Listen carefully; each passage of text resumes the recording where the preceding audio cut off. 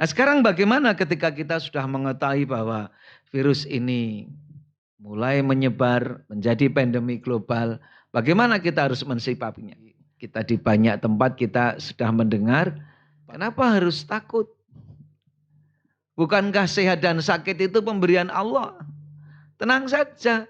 Kalau memang kita mau dijadikan sehat ya sehat, kalau kita jadikan sakit ya sakit. Dan itu di banyak tempat begitu. Ada bapak-bapak yang kemudian menjelaskan kepada masyarakat itu. Kepada kelompok petani dijelaskan dengan menarik. Bapak Ibu menanam tanaman untuk pertanian, leres itu. Apa penjelasannya? Pripun nek pun nandur pari dirabok napa mboten? Oh nggih dirabok. Perlu disiangi, kalau orang Jogja nyebutnya diwaton, rumput-rumput yang mengganggu diambil, ya dilakukan. Dikasih pengairan, ya dikasih pengairan. Ditanya, kenapa harus dipupuk, kenapa harus disiangi, kenapa harus dikasih air? Bukankah nanti yang akan menghidupkan Allah? Barulah petani tadi sadar, ya kalau enggak saya pupuk, enggak saya kasih air, gimana tumbuhan ini bisa hidup dengan baik? Nah itulah pentingnya ikhtiar dalam menghadapi COVID-19 ini. Tidak boleh kita kemudian kalau sebagian kita menyebutnya fatalis atau jabariyah atau neo-jabariyah, bahkan kemudian menyebut nggak usah takut dengan virus, takut itu hanya kepada Allah karena dalilnya lam yakhsha illallah. Justru karena kita takut kepada Allah dan Rasulnya, maka kita menghadapi virus ini juga harus sesuai dengan tuntunan Allah dan Rasulnya. Jadi ketika ini ada wabah, Rasul memberi tuntunan. Bukankah pimpinan pusat Muhammadiyah telah memberikan maklumat di antara hadis yang diambil ketika di suatu tempat ada wabah, maka tidak boleh orang yang berada di lingkungan wabah itu keluar dari tempat itu dan orang yang di luar tidak boleh masuk. Dan itu yang dituntunkan Rasul. Salah satu ikhtiar. Maka di antara ikhtiar-ikhtiar, tentunya ini adalah perilaku kita sehari itu bagian dari akhlak kita menghadapi wabah ini adalah ikhtiar agar kita yang sehat terjaga tidak terjadi bagian yang tertular COVID-19 ini. Ini penting yang pertama ini. Karena kalau kita kemudian jadi salah mengambil sikap, sama. Bukan matinya. Kalau mati itu kita sudah yakin bahwa kematian itu datangnya sudah ditentukan oleh Allah. Al-Quran menegaskan itu. Kalau ajal itu sudah tiba, la yastakhiruna sa'atan wa la yastaqdimun. Tidak bisa diundur. Tetapi kalau belum waktunya juga tidak bisa diajukan. Bukan masalah takut matinya, tetapi bahwa Rasul itu memberi tuntunan bagaimana ketika kita menghadapi wabah seperti ini. Dan kalau kita sebagai seorang mukmin, tentunya panutan utama kita adalah Rasulullah Muhammad Sallallahu Alaihi Wasallam.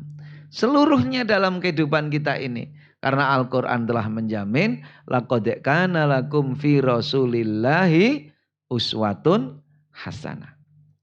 Oleh karena itu kita berusaha menjadi orang yang senantiasa meneladani Rasulullah dalam kasus yang seperti ini.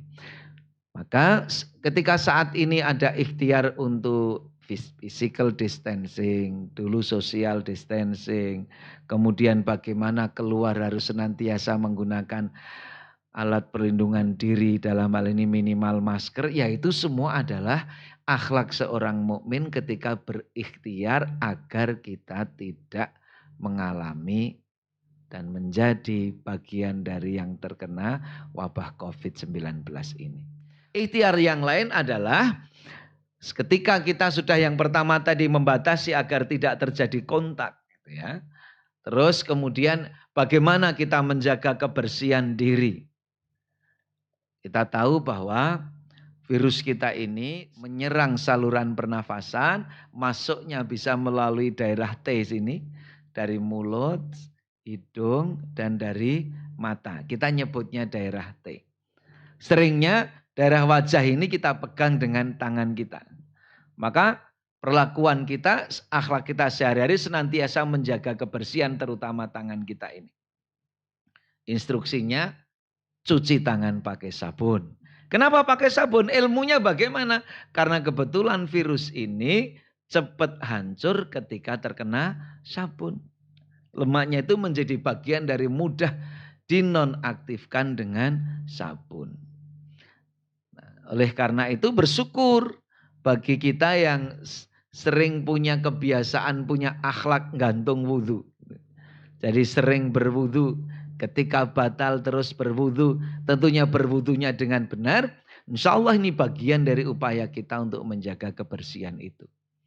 Jadi kita jaga betul itu. Kemudian yang kedua, virus ini secara keilmuan lawannya adalah sistem imunitas tubuh kita, kekebalan tubuh kita. Maka kita berusaha menjaga bagaimana agar tubuh kita tetap dalam keadaan optimal sistem kekebalannya. Bagaimana caranya? Pertama, kita selalu memberi asupan ke tubuh kita makanan-makanan yang halal dan thayyib, yang mengandung nutrisi yang baik, yang dibutuhkan oleh tubuh. Al-Quran kan perintahnya kalau makan itu halalan thayyiban. Halal sekaligus baik. Ada dokter yang memaknai thayyib itu adalah kalau makanan itu masuk ke tubuh seseorang, dia akan memberi manfaat yang baik. Itulah makanan yang thayyib. Kalau halal itu sudah tegas di Al-Quran dan As-Sunnah. Yang haram kita tinggalkan, bahkan yang mutasyabihat saja kita jauhi. Kemudian yang kedua, istirahat yang cukup.